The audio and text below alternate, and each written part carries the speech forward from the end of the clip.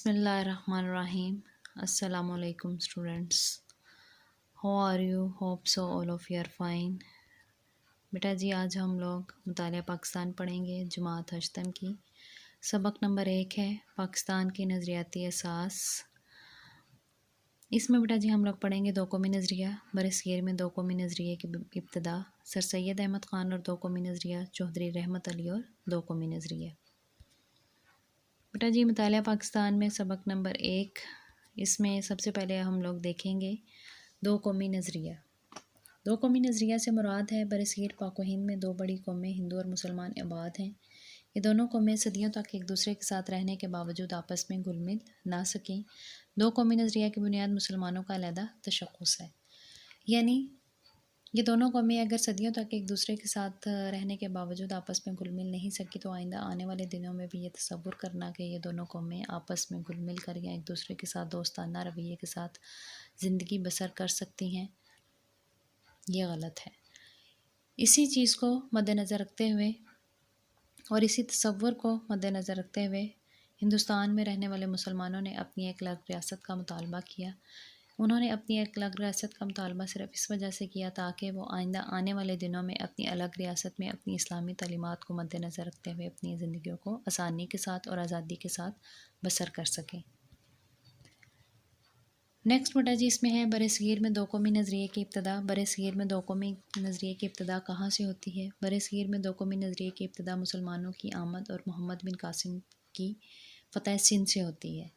मोहम्मद बिन कासिम के हुस्न सलूक, रवादारी, इंसाफ ने मुकामी लोगों को इस कदर मुतासिर किया कि वो उन्हें देवता समझना शुरू हो गए थे और उनके कहने पर जो है वो लोग दायरा इस्लाम में बखुशी दाखिल होना शुरू हो गए थे। इसके बाद जो है वो गज़नवी दौरे हुकूमत शुरू होता है जो कि 1003 से 1206 तक मुहित है। 1206 में कुतुबुद्दीन ने सल्तनत दिल्ली की बुनियाद रखी थी। उसके बाद 1526 में ज़हीरुद्दीन बाबर ने दिल्ली में मुगलिया सल्तनत की बुनियाद रखी जो कि बाद में फिर 1857 तक कायम रही।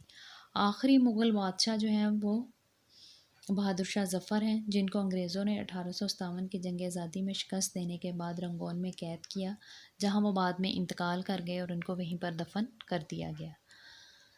1857 की जंग आज़ादी में अंग्रेज़ों के ख़िलाफ़ हिंदू और मुसलमानों ने दोनों ने मिलकर हिस्सा लिया था, लेकिन जैसे ही जंग ख़त्म हुई तो अंग्रेज़ों की हमदर्दी हासिल करने के लिए हिंदू जो है वो अंग्रेज़ों को ये बात समझाने में मुकम्मल तौर पर कामयाब हो गए कि जंग में मुसलमानों का किरदार ज़्यादा था जबकि हिंदुओं का किरदार बहुत ज़्यादा कम था और मुस्तकबिल में आने वाले दिनों में भी मुसलमान इस किस्म की कोशिश ज़रूर करेंगे, जिसके नतीजे में अंग्रेज़ों का रवैया मुसलमानों के साथ बहुत ज़्यादा सख्त हो गया। मुसलमानों को हर तरह से जो है वो नज़रअंदाज कर दिया गया। मुसलमानों से उनकी जायदादें ज़ब्त कर ली गई, उनको नौकरियों से फ़ारिग कर दिया गया, उन पर तलीम के रास्ते बंद कर दिए गए, कारोबार और तजारत के मौक़े उनके लिए ख़त्म कर दिए गए।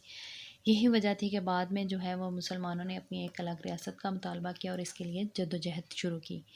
इस जद्दोजहद में सबसे पहले जो नुमायाँ किरदार अदा किया था वो सर सैयद अहमद ख़ान थे। इसमें हम लोग नेक्स्ट अब देखेंगे सर सैयद अहमद ख़ान और दो कौमी नज़रिया। अंग्रेज़ों के हिंदुस्तान पर कब्ज़े के बाद जिस शख्सियत ने सबसे पहले मुसलमानों को अलहदा कौम करार दिया वो सर सैयद अहमद ख़ान ही थे, क्योंकि 1857 की जंग आज़ादी के बाद हिंदू अंग्रेज़ों के बहुत ज़्यादा करीब हो गए थे और सर सैयद अहमद ख़ान को भी इस चीज़ का एहसास हो चुका था कि हिंदू कभी भी मुसलमानों के दोस्त नहीं हो सकते। तो 1867 में जब बनारस में उर्दू हिंदी तनाज़ा हुआ तो इस मौके पर आपने वाज़े तौर पर ऐलान कर दिया कि मुसलमान और हिंदू जो हैं वो दोनों अलग अलग कौमें हैं, ये दोनों कभी भी एक साथ नहीं रह सकती और ना ही ये कभी एक दूसरे के दोस्त हो सकते हैं। 1885 में सर सैयद अहमद ख़ान ने मुसलमानों को सियासी जमात कांग्रेस में शमूलियत से मना करके इनके सियासी हकूक़ का तहफ़्फ़ुज़ भी किया। इसके बाद सर सैयद अहमद ख़ान ने मॉडर्न एजुकेशनल कॉन्फ्रेंस का प्लेटफॉर्म मुहैया करके मुसलमानों की सियासी तरक्की के लिए एक रास्ता हमवार कर दिया, यानी मुसलमानों को एक प्लेटफॉर्म दिया ताकि वो जो है सियासी तौर पर अपने आप को मजबूत कर सकें। इसके अलावा उनके जहनों में एक चीज़ को नुमायाँ किया कि मुसलमान जो और हिंदू जो हैं वो दोनों कौमें जो हैं वो कभी भी एक दूसरे की दोस्त नहीं हो सकती। इसलिए मुसलमानों को अपने अलहदा तशख़्ख़ुस को बरकरार रखने के लिए अपने लिए एक अलग रियासत बनाने की ज़रूरत है। नेक्स्ट बेटा जी इसमें है चौधरी रहमत अली اور دو قومی نظریہ، چودھری رحمت علی اسلامیہ کالج لاہور کے ایک نامور طالب علم تھے۔ انہوں نے کیمبرج کالج میں قانون کے شعبے میں اعلیٰ تعلیم حاصل کی۔ 1933 میں آپ نے لندن میں پاکستان نیشنل موومنٹ کی ایک بنیاد رکھی، یعنی 28 جنوری 1933 کو انہوں نے اب یا پھر کبھی نہیں، نو اور نیور کے عنوان سے 4 صفحات پر مشتمل ایک کتابچہ جاری کیا، جو کہ بعد میں تحریک پاکستان کے لیے ایک مضبوط دیوار ثابت ہوا۔ چودھری رحمت علی کے بارے میں اگر ہم لوگ دیکھیں تو ان کا بھی ایک ہی نظریہ تھا، ان کی بھی یہی سوچ تھی کہ برصغیر میں کئی اقوام آباد ہیں جن میں 2 بڑی قومیں ہیں، وہ ایک ہندو ہے اور دوسری مسلمان ہے۔